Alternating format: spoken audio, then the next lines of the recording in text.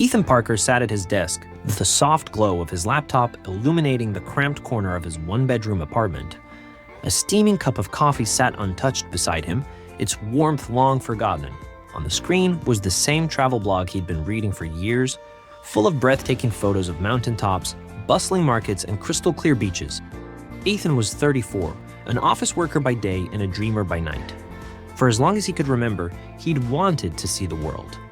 But there was always something in the way: a demanding job, student loans, fear of the unknown. Now, with a modest savings account and a persistent ache in his chest for something more, Ethan had decided it was time to go. Ethan's announcement at work was met with mixed reactions. "You're quitting to travel?" his boss asked, eyebrows raised. "Yeah," Ethan replied, his voice steadier than he felt. "I've been putting it off for years. If not now, when?"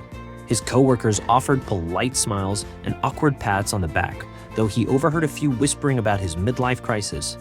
But Ethan didn't care. For the first time in years, he felt alive. That weekend, he packed a single backpack, a pair of hiking boots, a weathered notebook, a camera, and a guidebook for Southeast Asia, the first stop on his journey. He booked a one-way ticket to Thailand, his heart pounding as he hit confirm. Ethan's plane touched down in Bangkok late at night. The air was thick with humidity and the cacophony of honking cars, sizzling street food, and chatter in a dozen languages was overwhelming. He checked into a budget hostel, the kind he'd only ever seen in YouTube videos. The bunk beds creaked with every move, and his roommates, a mix of gap-year students and seasoned travelers, seemed endlessly energetic. "First time traveling solo," a girl named Mia asked over breakfast the next morning. "Yeah," Ethan admitted. "I feel like I'm too old to be doing this." Mia laughed. "Too old? Look around. Everyone here is just chasing something. Age doesn't matter." Her words stuck with him as he wandered through Bangkok's vibrant streets that day. He marveled at the ornate temples, tasted spicy tom yum soup that brought tears to his eyes, and learned to haggle at the chaotic markets. By nightfall, he felt like a different person, someone freer, braver. As the weeks passed, Ethan's journey took him across Thailand and beyond. He learned to ride a motorbike in Vietnam, narrowly avoiding disaster on the chaotic roads of Hanoi. He trekked through the jungles of Laos, where he befriended a group of travelers who taught him card games by a campfire. For the first time, he stopped measuring his life in deadlines and instead marked time by sunrises and sunsets, by the faces he met and the stories he shared. Yet, it wasn't all idyllic. There were moments of crushing loneliness, like the time his motorbike broke down in the middle of nowhere, leaving him stranded for hours. Or the night he got food poisoning in Cambodia and spent hours curled up on the bathroom floor of a guest house. But even those moments felt meaningful.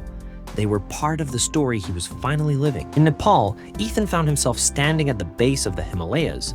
He'd signed up for a week-long trek, something he'd always dreamed of but never thought he was fit enough to do. The trek was grueling, and by the third day, his legs felt like lead. But on the fifth morning, he reached the viewpoint where he could see the sun rising over the snow-capped peaks.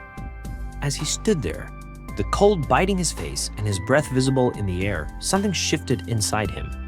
This was why he'd left.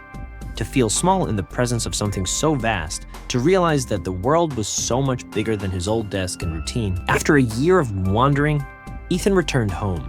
His savings were nearly gone, but his heart was full. He didn't come back with a grand plan or a new career path, but he knew one thing: he wouldn't be the same.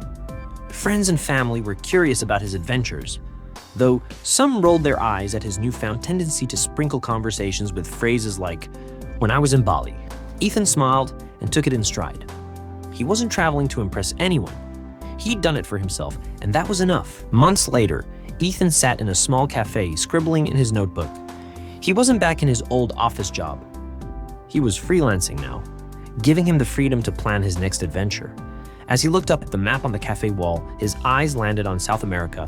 He smiled, tapping his pen against the table. The open road was calling again, and Ethan knew one thing for sure: he wouldn't keep it waiting. Be strong.